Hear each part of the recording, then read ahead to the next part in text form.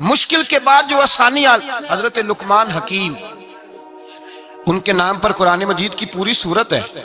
حضرت لقمان حکیم علیہ رحمہ آپ اپنے بیٹے کو نصیحت کر رہے تھے، کہنے لگے بیٹا کو مشکل آئے تو گھبرانا نہیں، کوئی مشکل آئے تو کرے بیٹوں کو سمجھ آ جائے کہ مشکل آئے تو سمجھ آ رہی ہے بات کی، مشکل آئے تو۔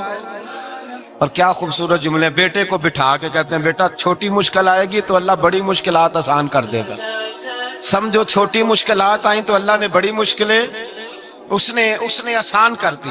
اور آپ کو بتاؤں اصل انسان ہوتا ہی وہ ہے جو مشکلوں میں جینے کا ڈھب سیکھ جاتا ہے، وہ بن جاتا ہے جو کرب کے حالات میں جینے کا سلیقہ سیکھ جائے۔ اپنے بچوں کو یہ سمجھانا، حضرت لقمان بیٹے مشکل آئے تو گھبرانا نہیں، بڑی کو ٹال دیتی ہے، وہ نیکی کا اور آسانی کا پیش خیمہ ہوتی ہے۔ اللہ اس کے بعد آسانی سمجھا رہے ہیں۔ کچھ دنوں کے بعد کہنے لگے آؤ فلاں اللہ کے نبی کی ملاقات کو چلیں، فلاں نبی علیہ السلام سے ملنے چلتے ہیں۔ اس زمانے میں جو نبی تھے ان سے ملنے چلے گئے۔ بیٹے کو بات یاد تھی، گھوڑے پہ بیٹھے، امام ابن جوزی نے اس کو لکھا ہے، گھوڑے پہ بیٹھے تھے دونوں کے پاس گھوڑے تھے۔ اب رستہ بہت زیادہ تھا، کھانا ساتھ لے لیا، پانی ساتھ لے لیا، رستہ لمبا تھا، صحرا کا علاقہ تھا۔ جب جانے لگے تو اتنی سخت گرمی ہوئی کہ گھوڑے بھی بے ہوش ہونے لگے، اچانک ایسی گرم لو چلی کہ گھوڑے بھی۔ اب دونوں باپ بیٹا جو تھے وہ بڑی جوش میں تھے کہ جانا ہی جانا ہے، گھوڑے سے اتر کر کے پیدل چلنے لگے۔ اب پیدل چلتے چلتے ذرا آگے گئے تو اب گرمی میں جتنا بندہ پیدل چلتا ہے اتنا پیاس بھی زیادہ لگتی ہے، تو پانی پیتے رہے، کھانا کھاتے رہے، کھانا پانی بھی ختم ہو گیا۔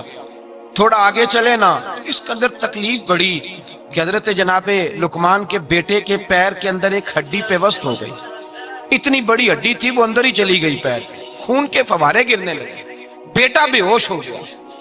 حضرت لقمان اس کے سرانے بیٹھے تو بیٹا تھا نا، آنکھوں میں آنسو آ گئے۔ بیٹے نے آنکھ کھولی تو کہنے لگا ابا جی آپ تو صبر کرنے والے ہیں، آپ رو رہے ہیں۔ فرمایا بیٹے میں کیا کروں، میرے سینے میں جو دل ہے وہ ایک باپ کا دل ہے، تو باپ جو ہوا تیری دکھ پر رونا آیا۔ بڑی مشکل سے دانت کے ساتھ ہڈی نکالی، ہڈی نکلی تو خون بھی چلا۔ صاحب زیادہ کہنے لگا حضور آپ نے تو کہا تھا ہر مشکل کے بعد آسانی ہوتی ہے، اور چھوٹی مشکل دے کے اللہ بڑی سے بچا لیتا ہے، تو ہم تو اچھے کام چلے تھے، مشکل پہ مشکل، مشکل پہ مشکل، یہ کیا ہے؟ حضرت لقمان کہنے لگے بیٹا نہ تو رب کی حکمتوں کو جانتا ہے نہ پوری طرح میں جانتا ہوں، لیکن جو میں نے کہا تھا وہ بات سچی ہے۔ فَإِنَّ مَعَ الْعُسْرِ يُسْرًا إِنَّ مَعَ الْعُسْرِ يُسْرًا، اللہ ہر مشکل کے بعد آسانی عطا فرمائے گا، اور فرمایا میرا ایمان ہے کہ ضرور عطا فرمائے گا۔ یہ بات کہہ رہے تھے کہ سامنے سے دھواں اٹھا، اتنا سخت دھواں اٹھا کہ آپ نے سوچا شاید وہاں بادی یا وہاں جاتے ہیں۔ وہاں چلنے لگے تو پیچھے سے کسی نے آواز دی ٹھہر جاؤ، رکو، وہیں رک گئے۔ تھوڑی دیر گزری تو کہا رک جاؤ، جب رکے تو ایک بولنے والا بولا، کہنے لگا تمہارے لیے تھوڑی دیر کے بعد جانوروں کا بندوبست کر دیا جائے گا، کھانے کا بھی بندوبست ہو جائے گا، بچے کا پیر بھی صحیح ہو جائے گا، چلے جانا لیکن ذرا ٹھہرو۔ حضرت لقمان کہنے لگے بولنے والے تو کون ہے؟ تو کہنے لگے میں اللہ کا فرشتہ ہوں، میں اللہ کا فرشتہ ہوں۔ کہا اللہ کے فرشتے اور یہ سارا کچھ کیا ہے؟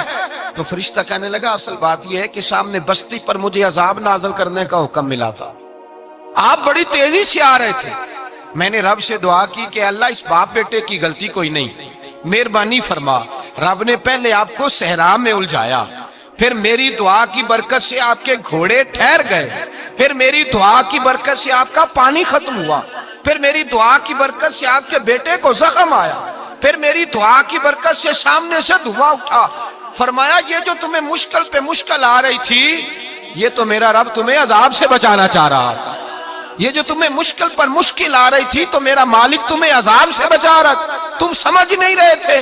حضرت لقمان نے بیٹے کی طرف دیکھا تو بیٹے کہنے لگے ابا جی بات بالکل سچی ہے، افضل الذکر لا الہ الا لا الہ الا، اور پھر پڑھنے لگے حسبنا اللہ و نعم الوکیل نعم المولا و نعم النصیر، یہ ورد ہونے لگے۔ بھائی جب تجھے مشکل آتی ہے، آزمائش آتی ہے، تو اس وقت سمجھتا ہے پتہ نہیں میرے ساتھ کیا بننے لگا ہے۔ اللہ تبارک و تعالیٰ چھوٹی مشکل دے کے تجھے بڑی سے محفوظ رکھتا ہے، چھوٹی بیماری دے کے تجھے بڑی سے محفوظ رکھتا ہے۔ بلکہ میں ایک دفعہ ایک تکلیف میں، ایک آزمائش میں مبتلا ہو گیا، تو میں نے اپنے حضرت سے کہا کہ حضور سارے دکھ کٹھے ہی آ گئے، کیا کیا جائے؟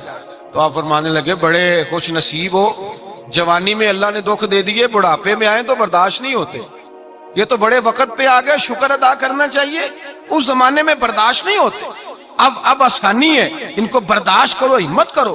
میرے بھائی یاد رکھیں، آزمائشیں تکلیفیں آپ کو بڑا کرنے کے لیے آتی ہیں۔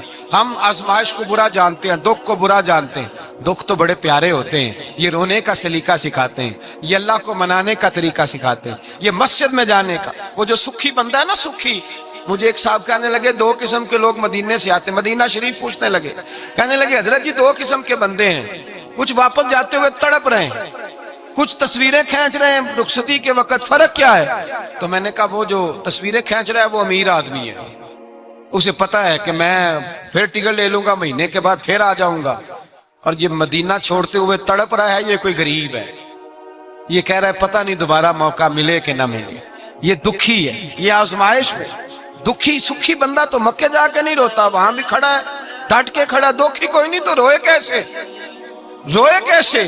دکھیے دی گل دکھیا ہی جانے، دکھیے دی گل، کیا خوبصورت لفظ ہے میاں صاحب کی، اور لفظوں میں حسن دیکھے، کہنے لگے دکھیے دی گل اے دکھیا ہی جانے تے سکھیے نو کی خبراں، تے یار جنہاں دے موت نے مارے روندے نہیں تک تک قبراں۔ یہ مشکل مرحلہ ہوتا ہے، جب انسان تکلیف میں ہوتا ہے پھر اسے احساس ہوتا ہے، اور تکلیف والے کو ہی تکلیف والے کی تکلیف کا احساس ہوتا ہے۔ جب آپ کو اللہ مشکل دیتا ہے تو سمجھ لے رب آسانی دینا چاہ رہا ہے، جب تیز دھوپ آتی ہے تو سمجھ لے اللہ گرم ہوا گزار کے ٹھنڈی بارش برسانا چاہ رہا ہے، اور جب چاروں طرف سے گھٹن ہو، پنجابی میں کہتے ہیں گمہ لگ جائے، تو پھر سارے بول کے کہتے ہیں اب جو طوفان آئے گا وہ سخت ہی آئے گا، اس لیے کہ گھٹن جتنی زیادہ ہوتی ہے پھر فضل بھی اتنا۔ جن لوگوں نے تکلیفیں زیادہ سہی تھی رب نے عزتیں بھی زیادہ ہی عطا فرمائی، جن لوگوں نے تکلیفیں زیادہ سہی نا انہیں اللہ نے درجہ بھی۔ حضرت بلال حبشی نے بڑی تکلیف سہی، مارا کرتا تھا امیہ، بڑا مارتے تھے، اتنا مارتے تھے کہ موٹے، آپ نے کبھی دیکھے ہیں دیہاتوں میں موٹے موٹے پائے ہوتے تھے، چار پائیوں کے، موٹے موٹے پان کی چار پائیاں اور بڑی چار پائیاں کافر بچھا کے بیٹھ جاتے، اور حضرت بلال حبشی کے پیر ان کے نیچے رکھ دیتے، ہاتھ ان کے نیچے رکھ دیتے، آگ لوہا گرم کر کے اس کے اوپر ننگے بدن لٹا دیتے۔ مکے نے بڑی آزمائشیں دیکھی، پھر اسی مکے نے مدینے نے عجیب رنگ دیکھا کہ میرے نبی معراج سے واپس آئے، اور حضور نے عظمت دی، فرمایا بلال یار تیرا بڑا مقام ہے، تو مدینے میں چل رہا تھا اور میں جنت میں تیرے قدموں کی آواز سن رہا تھا، کتنا تیرا مقام ہے، کتنا تیرا درجہ ہے، میں وہاں تیرے چلنے کی آواز سن رہا تھا۔ حضرت ابو بکر صدیق رضی اللہ تعالیٰ عنہ نے اس زمانے میں حضور کی نوکری کی جب دوسرا جانثار کوئی نہیں تھا، سارے لوگ تانے دیتے، کہتے ابو بکر تو اکیلا ہی سیاںا ہے، سارا مکہ مخالفت کرتا ہے، تو جان ہی نہیں چھوڑتا، سارا زمانہ مخالفت کرتا۔ ابو بکر صدیق نے مال بھی دیا، جان بھی دی، شہزادی حضرت عائشہ بھی دی حضور کی خدمت میں، ہر چیز لٹا دی۔ دنیا کو پتا اس دن چلا جس دن میرے رسول پاک صلی اللہ علیہ وسلم مسجد نبی میں بیٹھے تھے، درجنوں صحابہ تھے، حضور نے فرمایا ابو دردہ کو تو بلاؤ۔ جناب ابو دردہ حاضر ہوئے تو کہتے ہیں حضور کا چہرہ دیکھا تو ناراضگی ہے چہرے پہ، میں نے دیکھتے ہی کہا حضور آپ مجھ سے ناراض ہیں؟ حضور نے فرمایا ہاں میں ناراض ہوں۔ جب یہ لفظ کہے تو میں کانپنے لگا، حضور ناراض ہو گئے؟ میں نے کہا یا رسول اللہ میری غلطی۔ تو نبی پاک نے فرمایا تو میرے ابو بکر کی عظمت نہیں جانتا؟ حضور جانتا ہوں۔ حضور کیا ہوا؟ نبی پاک نے فرمایا کل تو گلی میں گزر رہا تھا، ابو بکر بھی گزر رہا تھا، تو نے سوچا ہی نہیں تو میرے ابو بکر کے آگے آگے چل رہا تھا، یہ خیال ہی نہیں آیا، تجھے پتا نہیں کہ جس نے میرے ساتھ نیکی کی میں نے بدلہ چکا دیا ہے، ابو بکر کا بازو تھام کے اللہ کی بارگاہ میں لے جاؤں گا، میرا رب بھی اسے بدلے عطا فرمائے گا۔ یہ عظمت، یہ شان، یہ بلندی اور رفعت مشکلات سے گزرنے کے بعد ملی۔ میرے نبی پاک صلی اللہ تعالیٰ علیہ وسلم کے ساتھ مولا کائنات شیر خدا حضرت علی نے 9 سال کی عمر سے وفات شروع کی، اور تا دم آخری حضرت علی نے وفا کی مصطفیٰ سے، کٹھن مراحل سے گزرے، کٹھن مراحل سے۔ حضرت علی کہتے ہیں میں ہر جنگ میں ہر جہاد میں ساتھ تھا، پر جس دن مکے اور مدینے سے آنے والوں کو حضور بھائی بھائی بنا رہے تھے، مہاجر اور انصار کو بھائی بھائی بنا رہے تھے،